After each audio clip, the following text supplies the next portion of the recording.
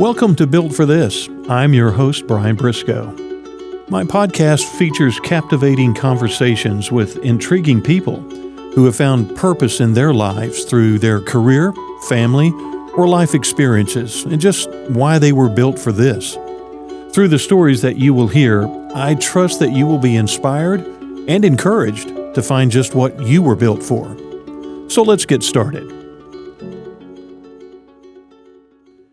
And welcome again to this week's edition of Built for This. I'm very happy to be joined by, we all like a girl boss, an entrepreneur, someone who has really just made something of themselves. Hard worker, passion, power, community spirited, and what better way to describe my guest today on Built for This, Gabriela Camargo-Shirley. Gabriella, thanks for joining. Thank you for inviting me. This is exciting. Well, I'm excited to have you here. You have such a great story to tell. You know, every time I've seen you at a lot of Denton events and around, you just have so much energy and passion about what it is you're doing. And so we're going to talk about your story and how you got all of that passion and where it came from and what you're doing right now. But let's just talk off a little bit about all the many things that you are involved with, and I'm going to talk about how you got here.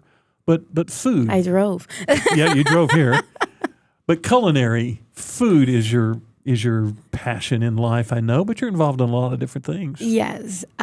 First off, the energy comes because I'm ADHD and I'm not on medication, so that explains a lot. Okay. And that's my blessing and my curse.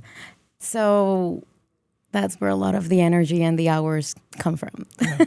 That said, yes, food is one of my biggest passions in life. And it's something I love sharing with people, with my community. Everything I do revolves around food at the end of the day. Mm-hmm. And I don't care what it is. I always like to have it involved, whether I make it or not. It's something I feel like brings people together. It's one of the primary human needs, right? Mm-hmm. The need for food, water, and shelter. Yeah. And the next one on the scale of Maslow is the need to be a part of something, to socialize. That's what makes us different than other animals, right? That's why the human being is someone so amazing. And I try to have all those three needs plus that primary second one always wherever I go. Yeah. And those are, We'll talk about what specific businesses you had, but your love of being an entrepreneur and being a businesswoman really started way back growing up in Mexico from your family, from your father, from just everyone like there. Yes. I have, again, lots of blessings and curses, and I just decide to take the best out of each one of them. I was blessed to be born in a loving home with a very functional family with everything I needed and more. Mm-hmm. And the curse was that we have a very powerful last name. And it's one of those times where your last name can be your business card. And it opens so many doors, which is great. But at a very young age, I realized I don't want to follow, especially the rules I did not write. I was built to lead. Mm-hmm. And I always knew this is amazing, but I want to have a life outside the realm, if I may. And I just decided to take the best out of it. It took me a while to embrace, but I always knew I was called to be outside and to do something that was not just meaningful to the legacy I carry in my blood, but to the empire that I want to build on my own. What is it you think in your inner being early on that you felt that I am a leader, I'm an entrepreneur, I'm going to do something myself? What do you think it was in you that that sparked that feel? Too many things. If you had met 3-year-old Gabriella, you would be like, oh my God, this one. Yeah. One of the main things was I was always called a rebel in school, at home, anywhere, in gymnastics and ballet, because it was really hard. First of all, I'm ADHD, so staying still was a thing. And my brain was always going 100 miles an hour, things that a child should not be thinking of. You know, my daddy runs the household like a business. He would book a business room and we would have our family meetings there. We have a business plan on how the family is structured. And growing up with that awareness of everything spins around business. Yeah. Every rule, Wow. he would always let us question him. And he said, everything is negotiable. So I was used to negotiate when I was 3. And if I did not want to do pliés at ballet, but I wanted to jump, I'm like, you know, Miss Julie, can I swap this for this instead? But I'll do double. And I was always trying to, yes, get away with what I wanted, but always in that negotiation. Always, if they said something I did not agree with, I would not do it. And I would question anyone. I did not care who.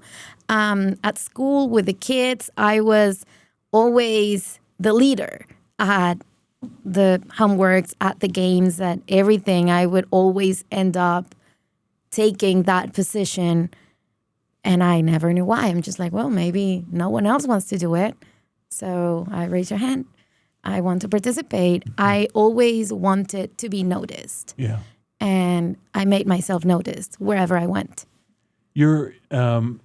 I think your dad had some sort of a saying or a belief that, you know, don't do anything that you would not want others to know about or your kids to see. And that made an impression on you, I know, about how you handled the rest of your career and life, right? Yes. Yeah. He always said, I would never do anything I would be ashamed to tell my kids I did.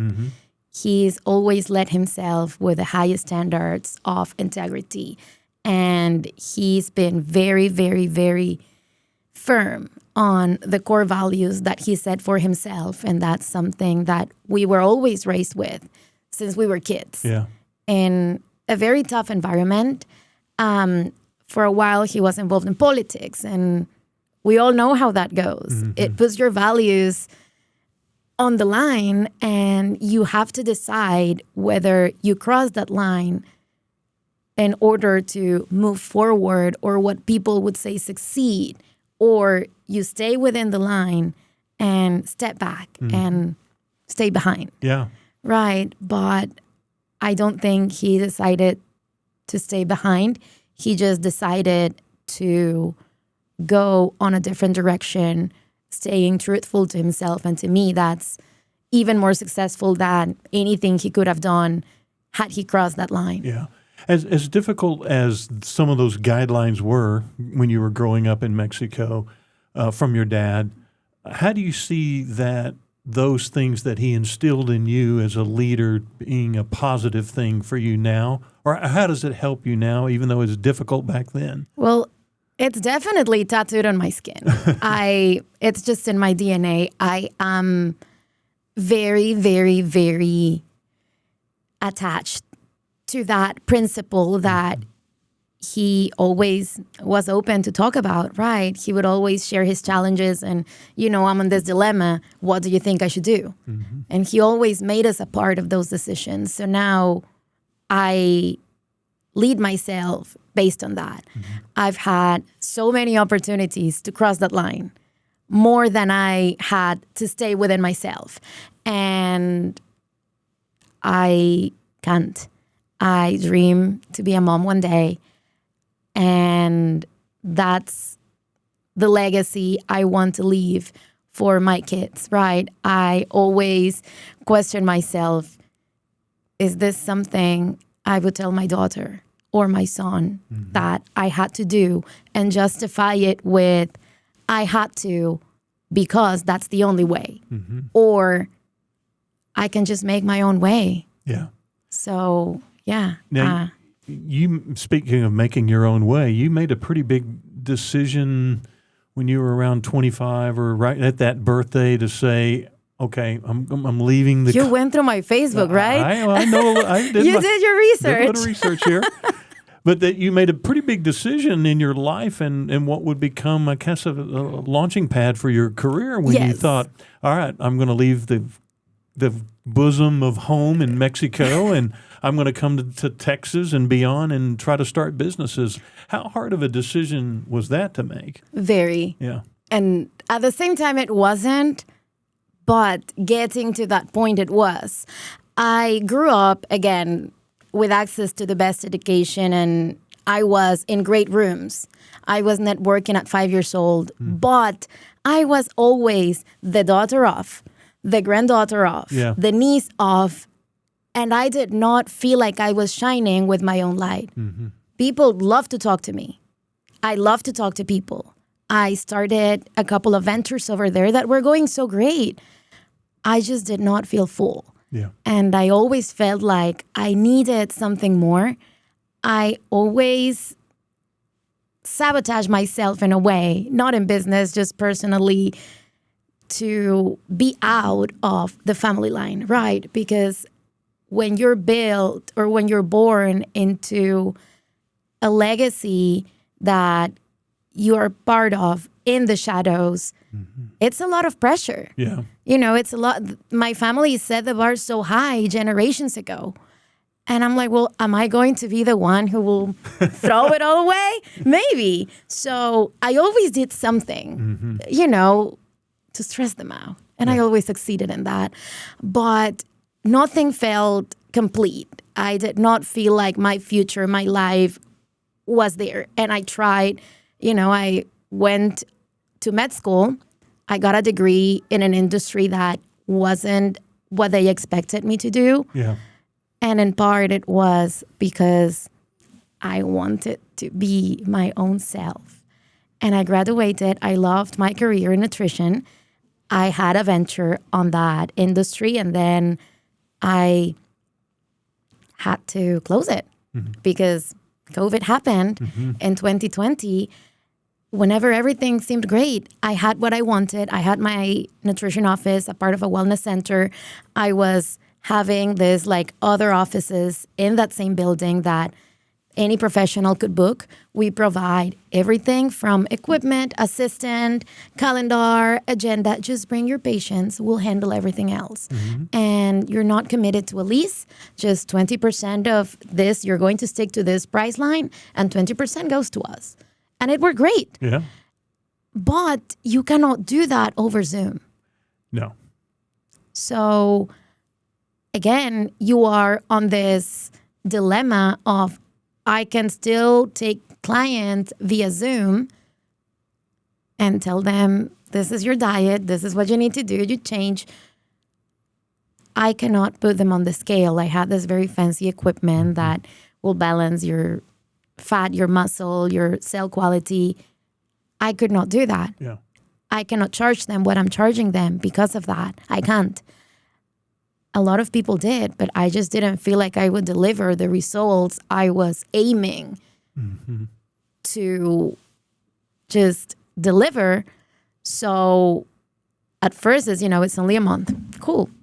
We'll bear with it. Right. My parents, of course, like, you know, whatever, we got you covered. It's all right. I'm like, yeah, but I've fought so hard for this. And I was losing money for 3-4 months until I said, you know, I can't do this. Yeah. And I was doing other stuff via Zoom that I could do, like classes and consulting, but I can't cook. I can't give my, you know, see my nutrition clients. I can't lease these offices to other professionals who need them. So my money is running thin and my purpose is gone. We did not know how long that would take, and there was no contingency plan in Mexico. So I just decided, you know, let's think outside the box. Yeah. And Which I you were went, good at. Yeah. I'm good under pressure. And like I said, I've always been networking. I had my first job as a hostess in a fine dining restaurant, and I made so many contacts. I was getting paid $12, $12.50 a day. All right.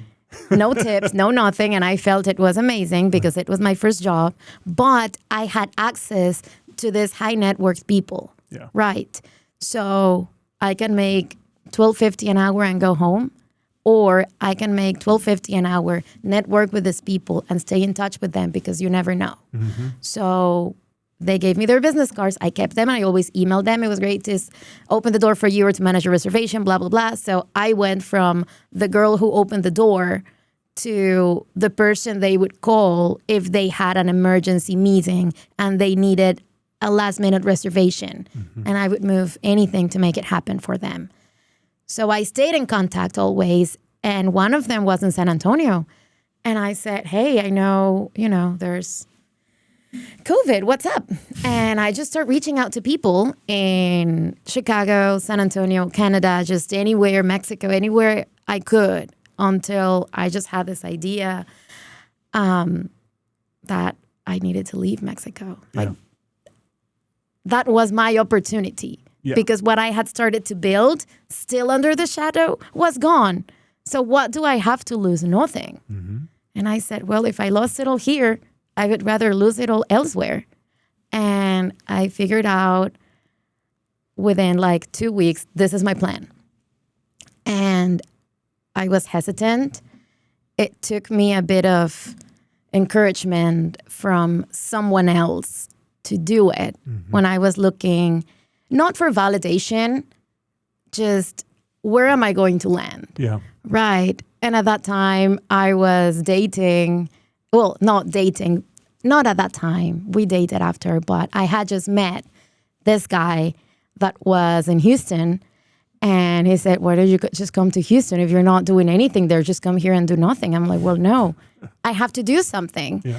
And I managed to San Antonio, to get to San Antonio. I'm like, well, this is where I have roots, where, I mean, not, well, I had family in both, but like in the business area. There is something in San Antonio that I can be a part of, that I can take over. And it's still close enough to where I can see you, but I don't depend on you. There you go.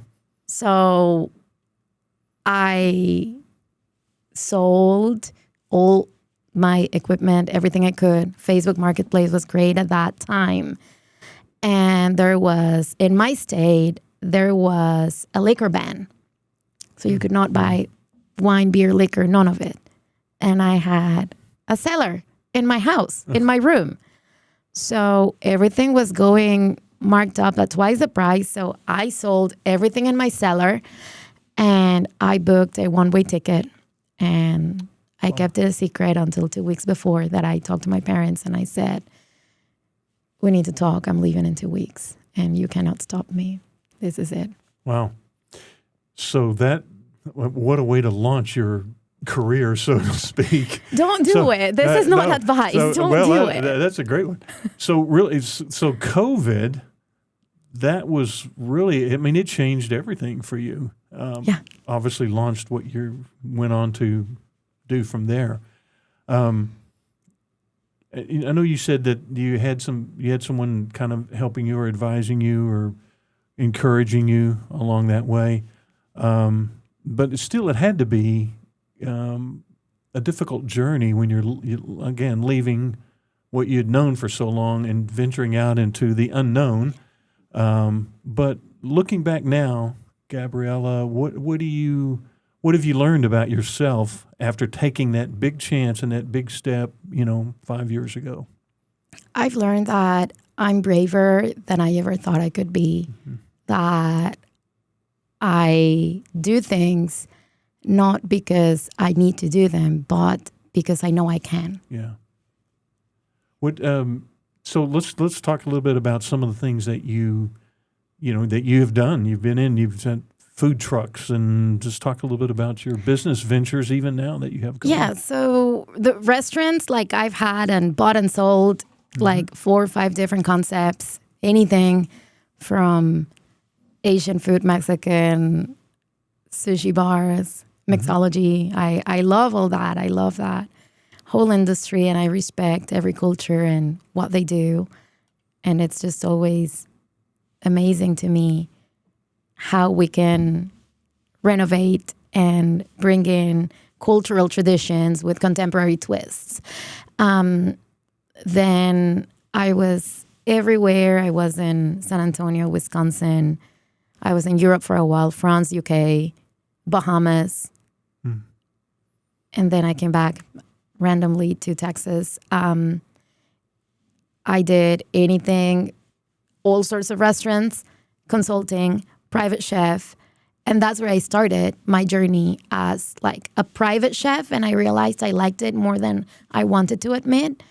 I was in order to be successful, I always need to have my brick and mortar restaurant. Yeah. And I need to build it for it to be big, luxurious, and amazing, and super extra like I am. And I realized that I have this opportunity to serve high net worth individuals in a more private setting where I can also network with them. I can also get to know them, their families, and learn from them and share also what I know, what I care for. And you're giving them something they cannot get anywhere else. Right. It's unique. But I was still like, no, I need my B&M. I need my B&M. And I randomly ended up in Denton. And I was like, I don't know about this town. I did not know it existed until I moved there. I'm like, what is this? I could not even pronounce it. People, like locals, say, can you say? Denton or Yes. Denton. So Yes. I know it as Denton, and then people are like, yeah, what? And I spent a couple of months like navigating the area, and I was invisible. I had never felt so alone in my life where I would go to a bar, to the store, to a restaurant, and you don't see any familiar faces. You don't recognize anything or anyone. And I was trying to figure out why would Google tell me this is a very community-based, where I cannot talk to anyone, where I don't know anyone, I don't have any friends, I've been here long enough and I'm freaking out here. So how is this community-based? I did not see that. And I had trouble identifying this is a good area, this is not a good area for business, for not business. I'm like, well, if I'm here, I have to live here. I have to do something. So I joined the Chamber of Commerce because I wanted to make friends. Why not? And it's a great group to meet, like-minded individuals and to get involved, especially. And that's how I started meeting people because of the Chamber of Commerce, and it opened the doors for me, the economic development department. I'm like, what is that? And I had like a full walkthrough of this is all that's going on. And I meet all these people, and then I'm so overwhelmed because I can't keep up. I did eventually, but I was just, all right, so this person, but then they talk about this person, and this person knows them. So I can reach out to this person and have them introduce me to this person I need to meet. Yeah. Because everyone tells you, oh my God, you need to meet this, you need to meet so-and-so. I'm like, yeah, how? When people might seem so unapproachable, but like they cannot be unapproachable to me. So I just found strategies and ways to get to know the people said I needed to know. And the people that I did not know, I needed to know as well. Your style of meeting people, like you said. I open a food truck to meet people. Yeah. You've been networking. You talked about it in your early, when you're building a business when you first got here, and you're trying to network with contacts there, and now through the chamber, as you mentioned. Is that a style that you can see encouraging other entrepreneurial business people, that if you want to grow your business, the style of networking needs to be more of that personal one-on-one engagement, that is the most effective way? Yes and no. Yeah. I would say, especially for the solopreneurs, you have to network. But whether you do it one-on-one or in group, you need to have a strategy. I'm a strategist, right? Like that's what I do in consulting. I always think about, let's have a plan, because that's the way I've made it through all my years in business. And it's, the strategy is make it meaningful, learn how to read the room, learn how to read people. You cannot network the same way you will at the Denton Chamber of Commerce than if you go to a fundraising gala, right?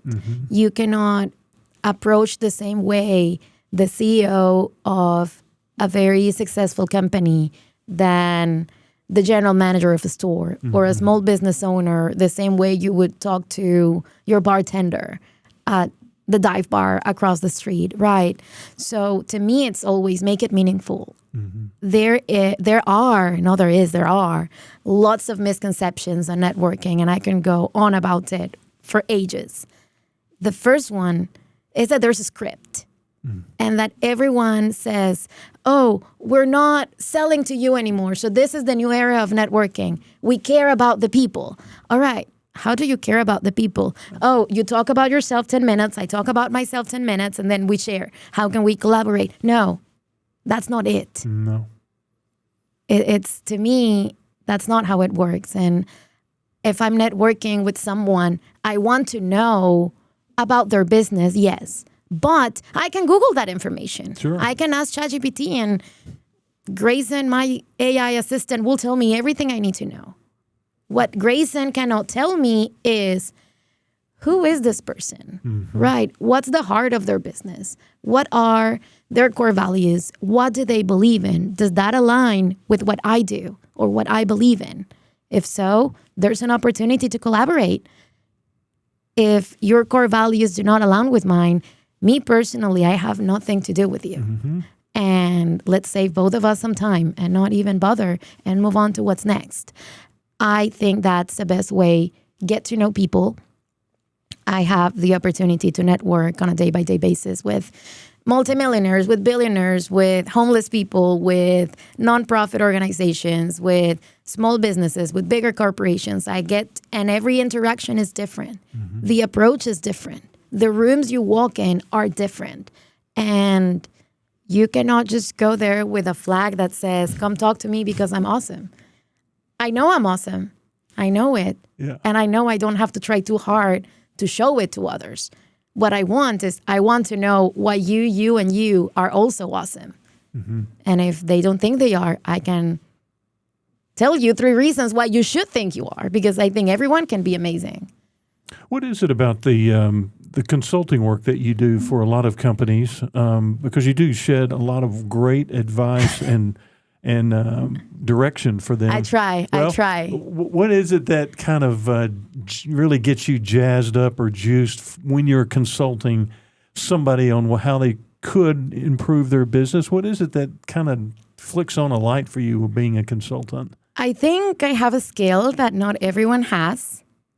And not because I'm unique and exclusive, just because it's something I've worked on developing and I've kept myself updated, and that's emotional intelligence. I found out as a solopreneur, as a young entrepreneur, and all those labels that they add on this right now, that there are very common issues that we all commit that no one tells us about. Because if you hire a business coach, me as a restaurateur, I hire a business mentor to open a restaurant. They're going to teach me how to make my restaurant successful, all the ins and outs of the restaurant industry. But they're not going to teach me the management or the awareness of my emotions, right? Yeah. And this is a very draining thing. It leads to burnout. And when you're stuck in burnout, you have 2 options. You either stay there and crash, or you have your breakthrough. And I feel emotional intelligence is that fine line that will take you from burnout to your breakthrough. And just elevate what you're doing to the next level. Because sometimes we do not realize the impact of our emotions in other people. Whether it's people we network with, whether it's my clients, whether it's potential clients, and the way I communicate my message of my business through my marketing, those leads that I have to give whoever's doing my social media, whoever's doing my advertising, if I do not communicate what I actually am made of, they're not able to deliver their best performance because they don't have the resources. They're not going to do that work for us, right? They will just do their magic and make it look all amazing, but they need that baseline that if we fail to deliver, we're dooming our business. So that's something I really enjoy. I've been shifting a lot from bigger corporations to solo founders and small businesses. That's something I've been in the process of just rebranding, and I want to modify all this content I have for one thing and be able to have a bigger reach so I can impact more people. I feel like I'm going to talk about Denton in particular. There's been so many businesses failing recently. And what makes me sad, like I've found myself like in tears sometimes because these people put all their life savings, they put their 401k, they put, themselves in a huge debt to pursue this dream that could pay for their kids' college, and they failed. Yeah. And that investment is gone, and it could have been saved. So I feel we need us as entrepreneurs to collaborate and to do something, because things are not just going to change by themselves. There is an opportunity to develop the business culture, and small businesses deserve the same quality of material and resources that big corporations have. And that's not happening. So I felt like I want to do my part. I opened Cheese and Salsa in 2022 because I wanted to make friends and meet people. And I thought, I want to know the market. The food truck is mobile. I can try different areas and see which one works best. I can meet different demographics. And I did. And now it's like, well, I have all this information. I have all this knowledge that I gained throughout these years, this experience. I met these amazing people. And I'm so emotionally invested to where I want to make more than fill their bellies.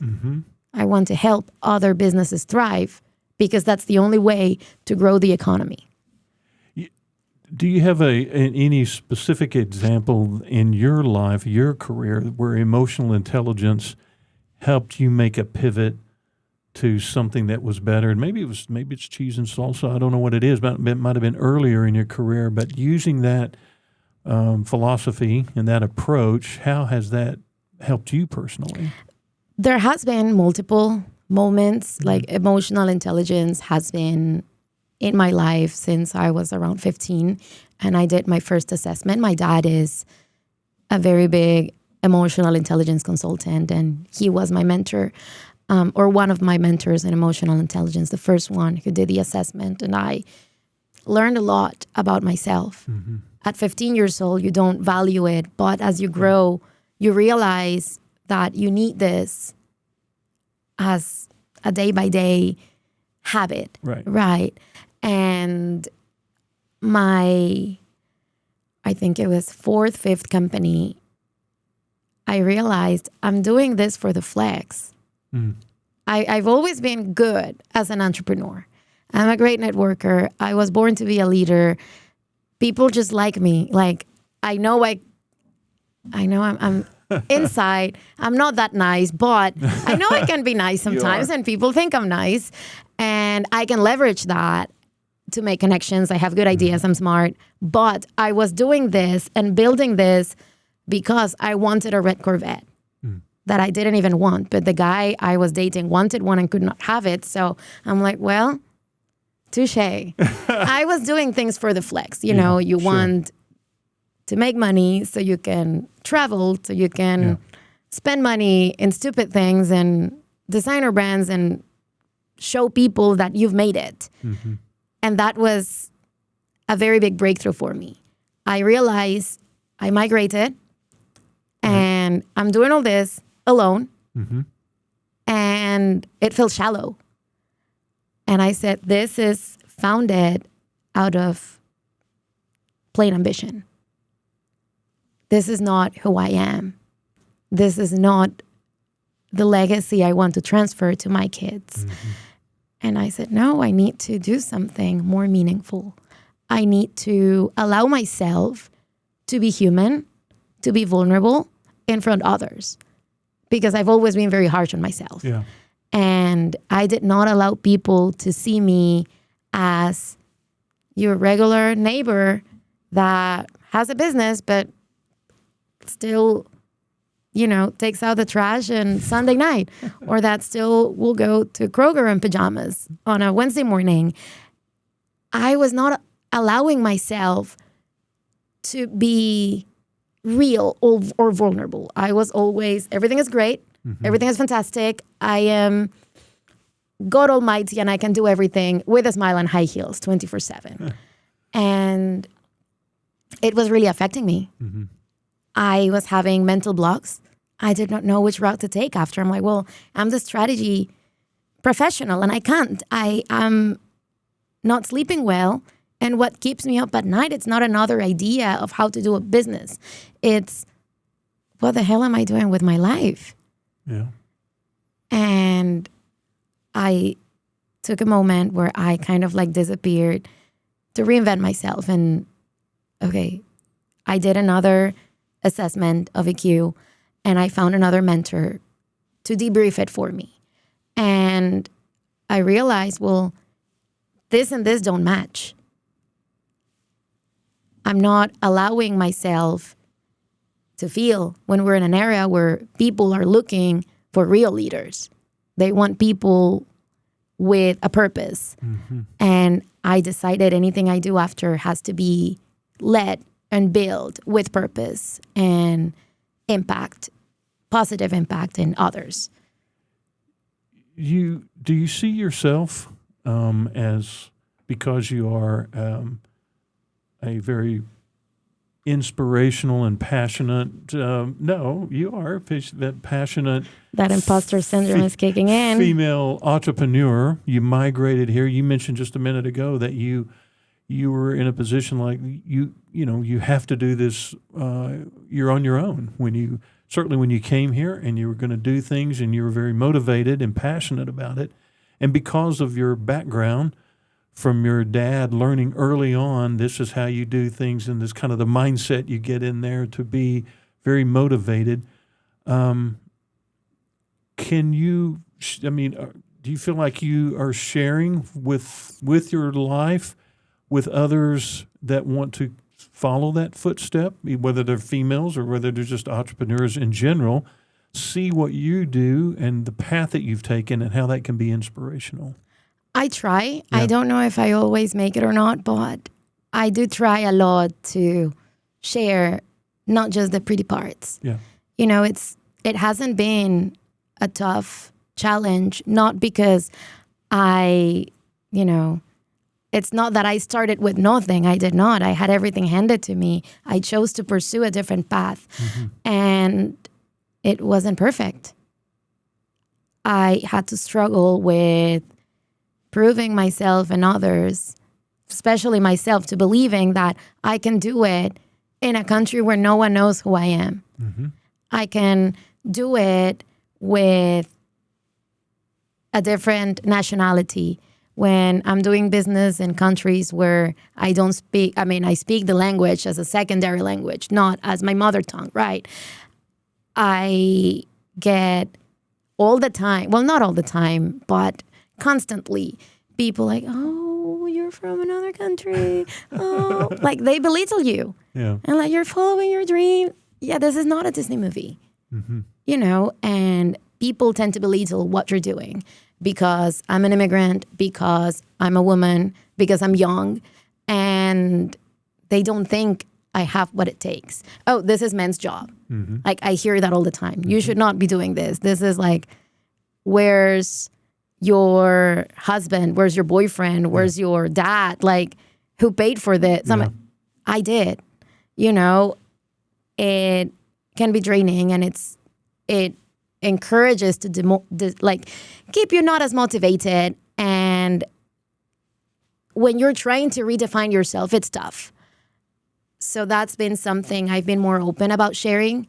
I get objectified a lot on a day by day, and I hate that because I'm more than just a female body, right? I think I'm a very strong person, and I am, whether successful or unsuccessful, I'm an entrepreneur who's deciding to take action and to serve my community. That to me means more than being the pretty face or whatever. And I've been more open about sharing it on my social media with my followers. Like, I struggle with this as well. I'm not the Statue of Liberty. I get treated just like nothing, right? Sleeping issues and all this like personal things I've been more open about sharing. And I feel relieved, but also my clients and my followers and my family, friends, they just feel like, well, thank you for sharing. It brings you closer. You've taken so many chances and so many risks, I guess, life risks, business risks, those kind of things. And you're a great learner from all of those. I mean, I can see that, how you then apply that into whatever the next venture is. And so, speaking of next ventures, what's on the horizon for you now? I know that the food truck has kind of come to an end, but what's if you can share, what's the next adventures that you'd like to be exploring now? I am pursuing more my career as a private chef. I'm investing more time and energy into it in a more active way, not so passively. I was for a while on real estate investing. I'm kind of like phasing out. It's not something that fills me in. I like to do it. I like the money, but I am working on more purpose. And like you say, this things, take them as opportunities, things that don't work out. So I've been trying to create that awareness with others, right? Like, you can either let it sink you, or you can take it as an opportunity. And that goes back to emotional intelligence. That's what it teaches you. That's what it leads. And I want to help other leaders to find their purpose and to lead by example the same way. And that's why I'm now making official Regem Safaris Consulting. That's my boutique style consulting firm that I will have available for small businesses and startups and just any individual that wants to start growing rather than just cater to bigger corporations. I want to be closer to my people, my community, and just keep doing what I love doing, which is giving back, and find new ways to get involved with the homeless, with abused women, with kids who don't have a functional family, who have been victims of abuse. I am seriously thinking of doing a nonprofit to advocate for these people, or partner with nonprofits that are already doing it. So yeah, that's what's in the works. Well, you mentioned community. I know that is such a big part of who you are and your businesses, and collaborating with other businesses, but your heart for specifically, as you just mentioned, the homeless, hungered community. Do you see that your passion for that really is tying in as part of business, that businesses should have that face-fronting approach to the community and whatever they do as a business, but to reach out to the community just as you've been doing for a long time? If they want to make a long-lasting impact and leave a legacy that's meaningful, not just for them, but for the city they pay taxes in, I think so. What is it that caught your heart along the way when you're taking all these business chances, but you're one that is extremely involved in the community, and I'm going to go back to especially the homeless, and with all your businesses and reaching that. What's tugged at your heart through all these years for that? I want to be very brief because we're running out of time. His name is Johnny Boy. Yeah. I've always been about helping people. I'm a feeder. I love food. And first of all, we're all vulnerable to that. We can all be in a position where we cannot afford food, water, or shelter. for a long period of time, or you may just forgotten your wallet at the grocery store and you could not afford your groceries that day, or you're stranded in the middle of the road and you don't have a bottle of water while the tow arrives. We can all be vulnerable, and it's people who that's their lifestyle, not because they decided, but because mental health and different factors, or kids who were abandoned and abused. And that was Johnny's case. And I just could not allow myself to go to bed one more night knowing what this kid was enduring. So I decided I would adopt him. Good. Well, Gabriella, keep doing what you're doing. You are an inspiration in the community, and you're a great impact to the businesses in our community. I think we all appreciate all of that, and thank you very much for being on the show today. Thank you for inviting me. It's good to see you. It was fun. It's good to see you. Thanks very much. Thank you. Thanks for joining me on this episode of Built for This. Be sure to follow Built for This on your favorite listening platform and share it with a friend. Join me on the next episode when I will share entertaining stories of inspiration, encouragement, and purpose-driven experiences. What are you built for? Built for This is produced and recorded by Heart Media DFW.